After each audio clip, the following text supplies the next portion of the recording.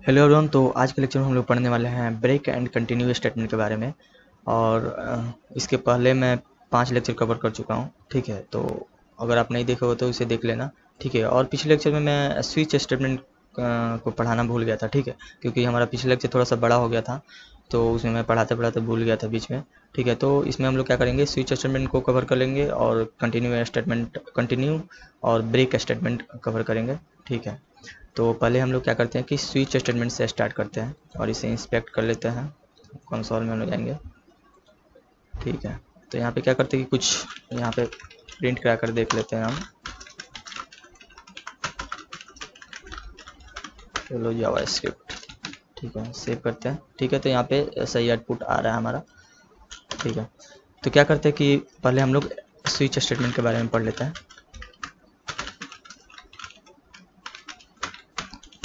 Switch statement, और यहाँ पे क्या करेंगे कि हम लोग यूजर से एज इनपुट कराएंगे और उसके अनुसार हम लोग आउटपुट प्रिंट कराएंगे। ठीक है, तो स्विच स्टेटमेंट क्या होता है कि ये इफ एल्स स्टेटमेंट जैसा ही होता है। जो अगर इफ एल्स स्टेटमेंट क्या करता है कि कंडीशन चेक करता है, उसके अनुसार ब्लॉक ऑफ स्टेटमेंट्स को रन करता है। तो स्विच स्टेटमेंट भी क्या होता है कि ये भी कंडीशन को चेक करता है, उसके अनुसार वो कोड को एग्जीक्यूट करता है। ठीक है, तो यहाँ पे क्या करते हैं कि हम लोग यूजर से एज इनपुट कराएंगे और एज, इसी एज के अनुसार हम लोग कोई भी स्टेटमेंट को, मतलब कोई भी कोड को रन करेंगे। ठीक है, तो यहाँ पे क्या करते हूँ कि मैं यहाँ पे इंटर योर एज लिख लेता हूँ और यहाँ पे हम लोग स्विच स्टेटमेंट लिख लेते हैं और यहाँ पे मैं एज ले लेता हूँ। और यहाँ पे केस क्या होता है, ये कंडीशन जैसा ही होता है।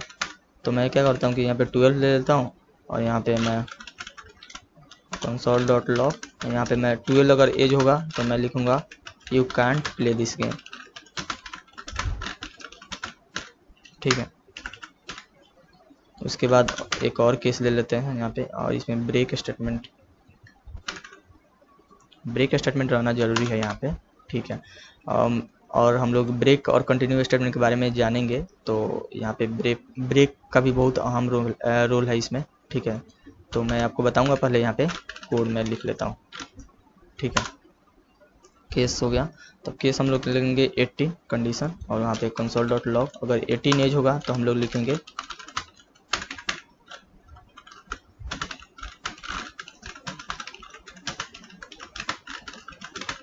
You can play this game.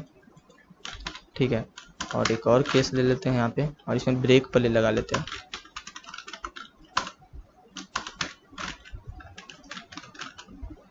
Case, और यहाँ पे ले लेंगे 45, यहाँ पे console.log you can't play this game. आप कुछ भी मतलब प्रिंट करेगा, मैं आपको कॉन्सेप्ट समझा रहा हूँ इसलिए यहाँ पे मैं कुछ भी लिख रहा हूँ, कोई भी यहाँ पे मीनिंगफुल प्रोग्राम नहीं लिख रहा हूँ ज़्यादा करके। ठीक है, तो आप इसका यूज ऐसे मतलब करोगे। ठीक है, you can't play this game मैं लिख लेता हूँ यहाँ पे। तो यहाँ पे अगर हम सेव करके रन करें तो यहाँ पे अगर एज हम लोग इनपुट करें, मैं जैसे 12 डालता हूँ। ठीक है, यहाँ पे तो यहाँ पे क्या होता है कि डिफ़ॉल्ट में भी कुछ डाल देते हैं। तो 12th में कोई भी कोड रन नहीं हुआ और डिफ़ॉल्ट में पहले डाल देते हैं, उसके बाद मैं समझाऊंगा कि 12th डालने पर कोई भी कोड क्यों नहीं रन हुआ। ठीक है, तो डिफ़ॉल्ट में यहाँ पे क्या करते हैं कि डिफ़ॉल्ट क्या होता है कि एल्स स्टेटमेंट जैसा होता है कि इफ़ एल्स स्टेटमेंट जो भी हम लोग पढ़े थे। तो if statement, if else statement, ये सब चेक होता है। उसके बाद अगर ये सब कंडीशन फॉल्स रहता है तब एल्स वाला रन होता है। तो ऐसे ही इसमें भी होता है। अगर ये तीनों केस फॉल्स हुआ, जो भी हम लोग एज इनपुट डालेंगे, अगर 12 नहीं हुआ, 18 नहीं हुआ, अगर 45 एज नहीं हुआ, तो ये क्या करेगा कि डिफ़ॉल्ट वाला रन होता है। ठीक है, तो ये सब ये चीज़ है डिफ़ॉल्ट, कि अगर ये तीनों केस अगर फॉल्स हुआ तो डिफ़ॉल्ट वाला कोड को रन कर देता है। तो यहाँ मैं लिख देता हूँ आई डोंट नो।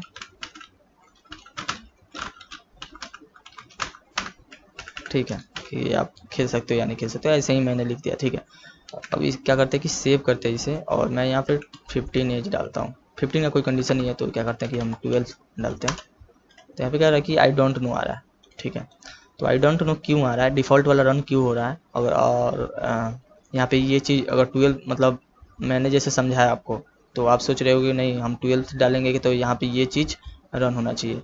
ठीक है, तो यहाँ पे ऐसा क्यों हो रहा है, क्योंकि जो प्रॉम्प्ट है, ठीक है, ये आउटपुट जो देता है वो स्ट्रिंग आउटपुट देता है, लेकिन हमारा जो 12 है ये इंटीजर है। ठीक है, तो यहाँ पे ये चीज़ तो इंटीजर लेगा डाटा टाइप, ठीक है। तो इंटीजर हो नहीं रहा है, इसलिए ये डिफ़ॉल्ट वाला को रन कर दे रहा है, यानी ये कंडीशन पूरा फॉल्स हो जा रहा है, क्योंकि ये भी इंटीजर है, ये भी इंटीजर है, ये भी इंटीजर है। अगर मान लो मैं इसी को क्या करता हूँ, इसी को मैंने 12 स्ट्रिंग में कर दिया, ठीक है। अब हम सेव करेंगे और यहाँ पे मैं 12 करूँ तो यहाँ पे ये चीज़ प्रिंट होगी, you can play this game. देखो यहाँ पे you can play this game.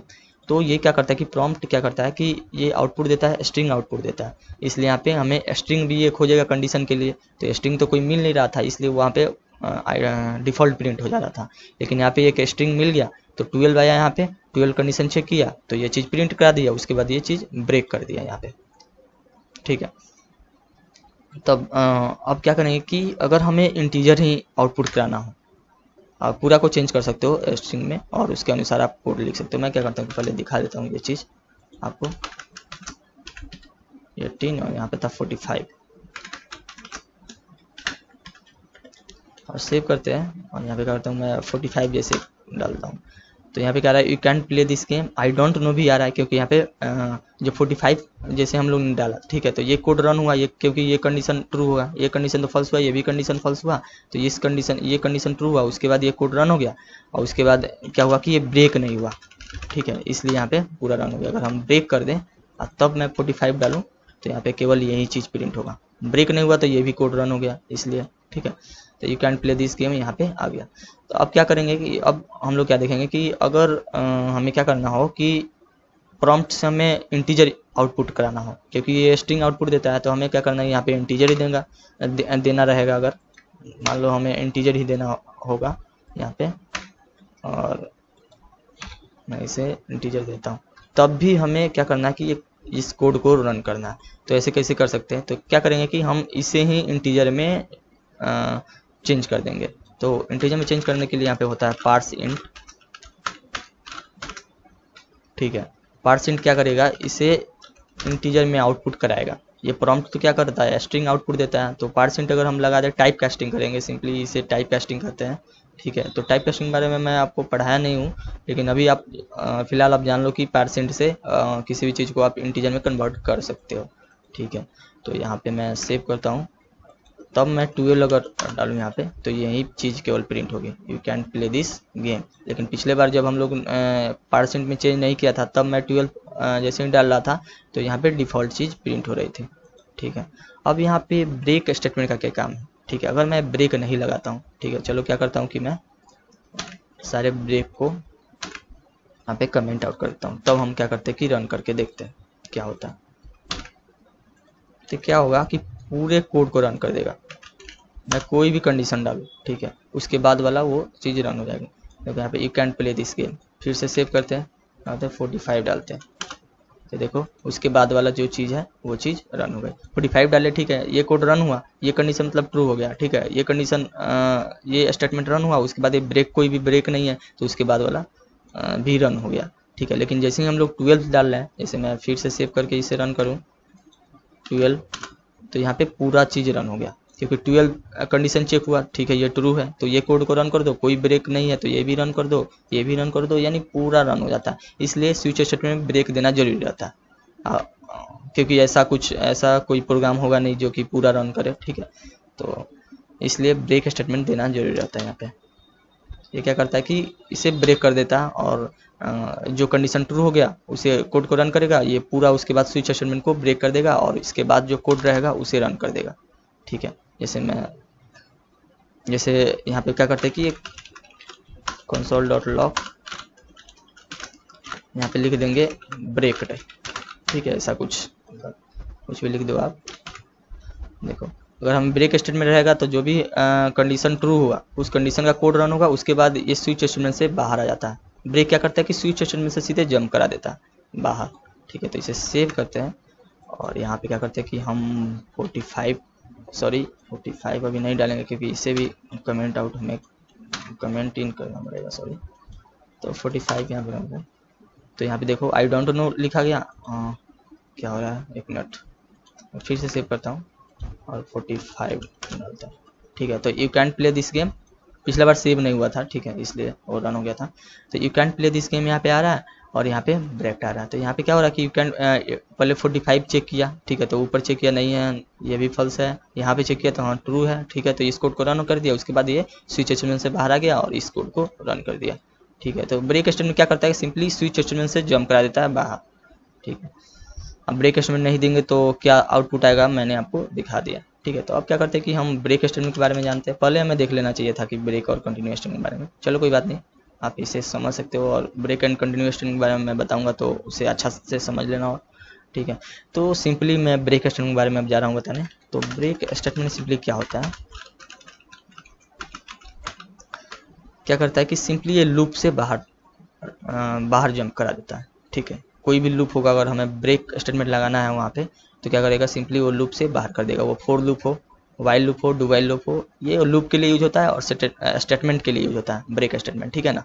कोई भी लूप, जितने भी लूप मैंने जितने भी टाइप्स के आपको लूप पढ़ाया है और स्विच स्टेटमेंट मैं अभी पढ़ा रहा हूँ, उसमें इसी सब में ब्रेक स्टेटमेंट का यूज होता है और कहीं भी यूज नहीं होता है, ठीक है। लूप्स और स्विच स्टेटमेंट ये चीज़ में यूज होता है ब्रेक स्टेटमेंट। क्या करते हैं कि एक फोर लूप हम लोग लिखते हैं यहाँ पे। फोर लूप के अनुसार मैं यहाँ पे यहाँ पे क्या करता हूँ कि मैं 5 लिख देता हूँ। यहाँ पे एक कंडीशन लगा देता हूँ कि इफ़, यहाँ पे इफ़ लिख देते हैं आई इक्वल टू अगर ट्रिपल इक्वल टू देंगे, क्योंकि मैं बताया था कि डाटा टाइप और ये सब चेक करने के लिए ट्रिपल इक्वल टू देना रहता है। अगर आई 3 हुआ तो क्या कर दो कि इसे ब्रेक कर दो और उसके बाद console.log आई को हम लोग प्रिंट कराएंगे। अब क्या करेंगे कि हम इसे सेव करते हैं। क्या करते हैं कि मैं इसे कमेंट आउट कर देता हूँ अभी के लिए। सेव करते हैं यहाँ पे, तो देखो यहाँ पे 0 1 2 आया, ठीक है। 3 पर क्या होगा कि ब्रेक हो गया। क्या करते हैं कि इसे हम लोग ऑप में प्रिंट करा देते हैं तो ज़्यादा सही रहेगा। सेव करो तो देखो 0 1 2 3 यहाँ पे प्रिंट होगा, लेकिन यहाँ पे 3 प्रिंट हो गया। ये क्या करते हैं कि नीचे ही सही था,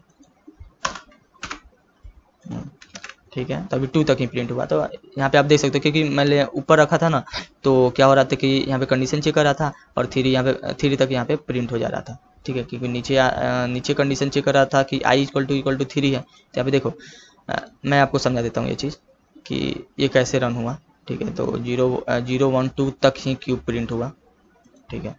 तो यहाँ पे क्या हो रहा है कि फोर लूप चला, ठीक है। तो पहले आई में 0 स्टोर हुआ, तो 0 लेस देन 5 है, ठीक है। 0 लेस देन 5 है, तो यहाँ पे चेक किया कंडीशन कि आई इक्वल टू 3 है, आई इक्वल टू 3 है यहाँ पे, मतलब तो 0 इक्वल टू 3 तो नहीं है, तो ये कंडीशन फॉल्स हो गया। तो ये नीचे वाला कोड को रन हुआ, तो इसलिए 0 यहाँ पे प्रिंट हो गया, ठीक है। उसके बाद क्या चेक किया, यहाँ पे 1 आया यहाँ पे, तो 1 लेस देन 5 है, ठीक है। तो 1 इक्वल टू 3, ये भी कंडीशन फॉल्स, तो ये यहाँ पे 1 प्रिंट हो गया।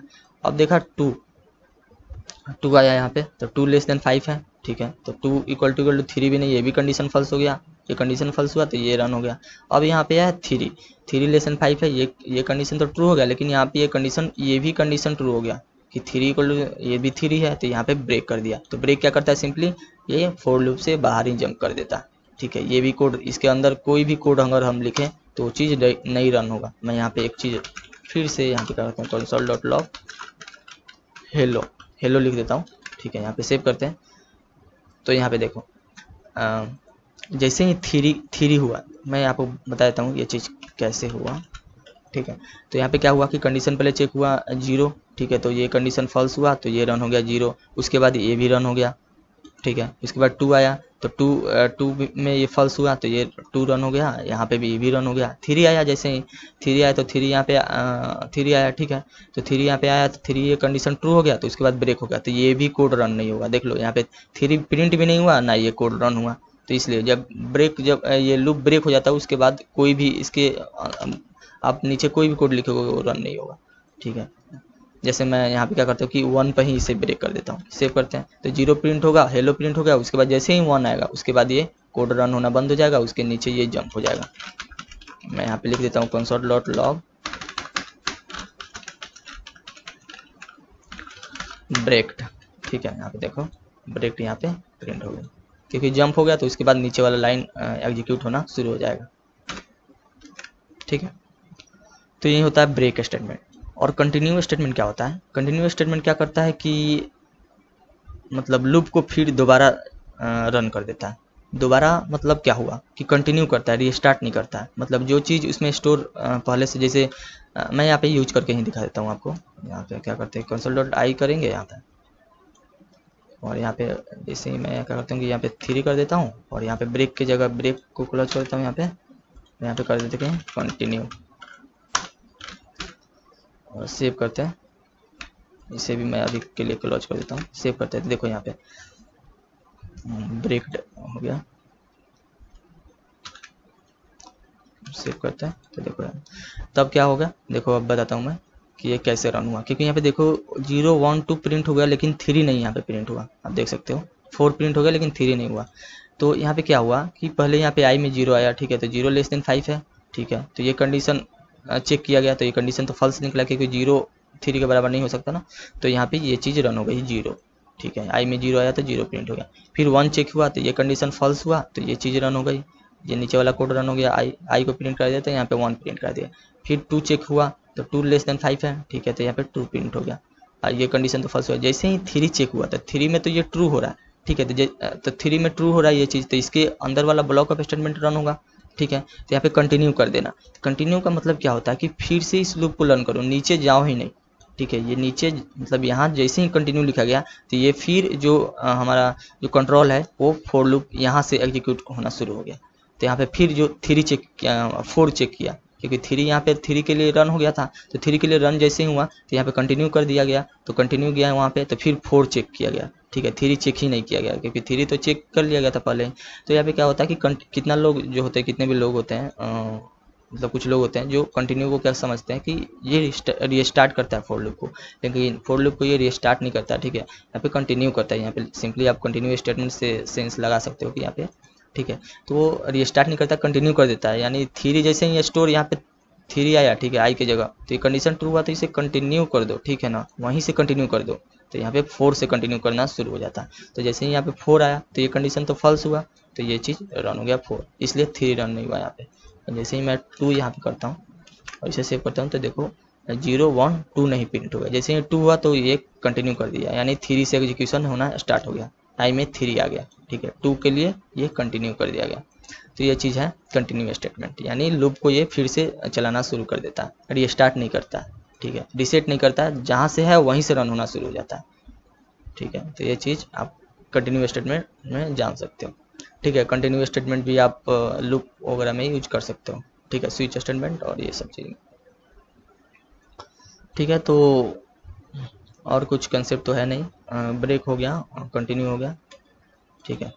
और जैसे ये पूरा कोड रन होगा, जैसे मैंने आपको फॉर लूप में पहले ही बता चुका हूँ कि अंदर का जैसे ही कोड पूरा कंप्लीट हो जाएगा तो वो बाहर एग्जीक्यूट होना शुरू हो जाएगा। जैसे देख लो, मैं यहाँ पे प्रिंट करा देता हूँ, तो यहाँ पे ब्रेक प्रिंट हो गया, ठीक है। तो ये चीज़ तो मैंने फॉर लूप में भी आपको बता चुका हूँ, ठीक है। तो यही है कंटिन्यू स्टेटमेंट और ब्रेक स्टेटमेंट और स्विच स्टेटमेंट, ठीक है। तो ठीक है, तो मिलते हैं अगले लेक्चर में।